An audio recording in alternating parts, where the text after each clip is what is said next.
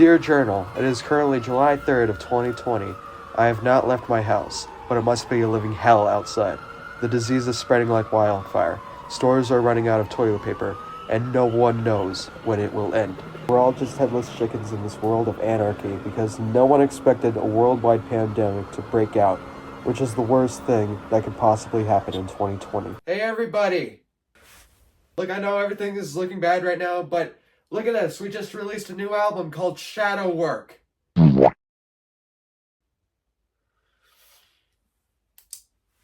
A worldwide pandemic has to be the second worst thing that could possibly happen in 2020.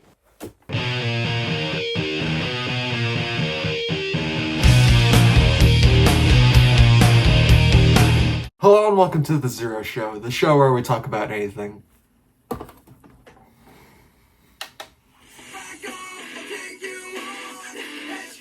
I'll take on anyone. So Trapt is a band that sure does exist.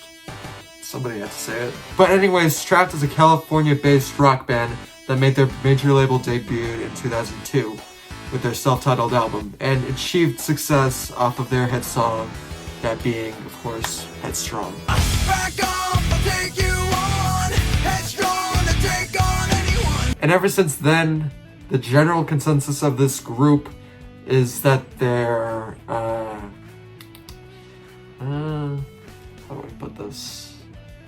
People don't think that Trapt is good. I mean, most people remember Trapt for Headstrong and the lead singer Chris Taylor Brown having a mental breakdown on Twitter. But when you separate all of that from Trapt's music, I don't really think that they're terrible. Sure, Trapt is one of the most basic college frat boy grunge rock bands out there who think they're so deep. Sure, the lead singer Chris Taylor Brown may be a person who has entirely lost grasp of reality and is not the best when it comes to singing or songwriting. But in the off chance of Trapt getting it right, I'm sorry, but they can be decent. I'm not a fan of them, despite owning 2 CDs from them, and before you ask, yes, this does make me a loser, but I do not consider them awful. Could be my nostalgia talking, but I don't really think that they're that bad.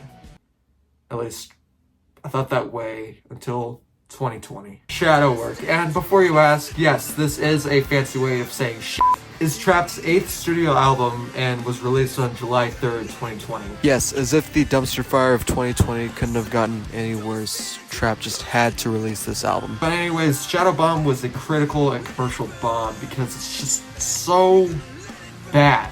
Oh wow, Zero, now tell us how you think that grass is green. I'm sorry to Chris Taylor Brown if you're watching this, but this album is far away from being one of the top 5 albums to ever exist of all time. Damn, did he really say that with a straight face? But anyways, we are going to be reviewing this album.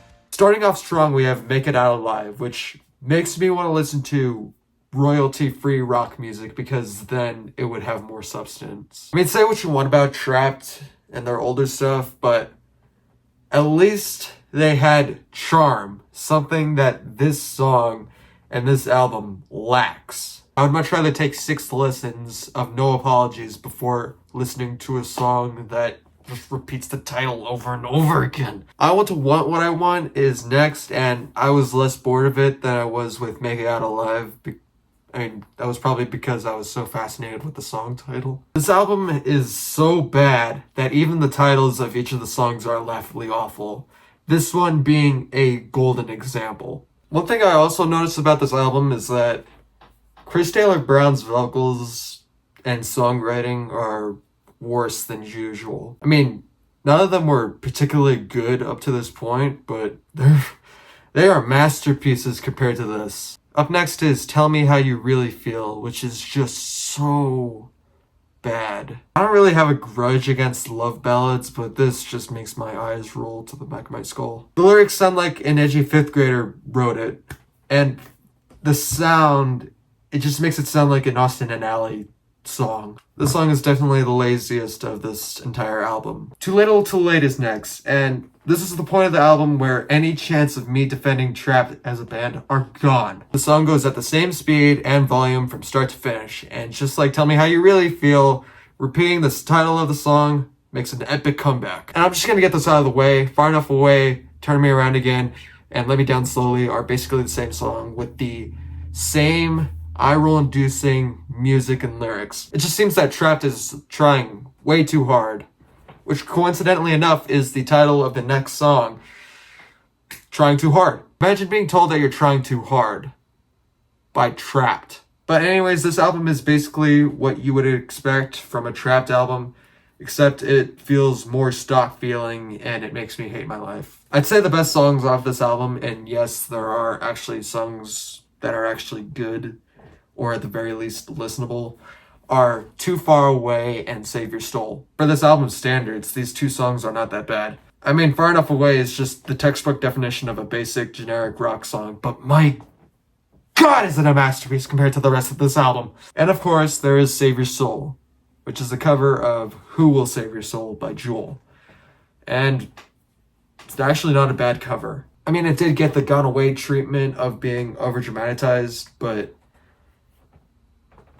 it's the one song that got my time back while listening to this godforsaken album. So in conclusion, Shadowwork is the album to ever exist. Do I think this is one of the worst albums to ever exist? No. But I do think it's one of the most painfully boring albums to ever exist. There's practically nothing to enjoy off of this album, aside from, of course, the cover to Who Will Save Your Soul. Again, I'm sorry to Chris Taylor Brown, but this is not one of the top 5 albums to ever exist. Can you imagine that? Like, there would be Thriller, the Marshall Mathers LP, Abbey Road, and then there would be Shadowwork. But if you like Trapt and this album, more power to you. This is all my opinion, and you do not have to agree with it. Anyways, I'm signing off for now. I'll see you later.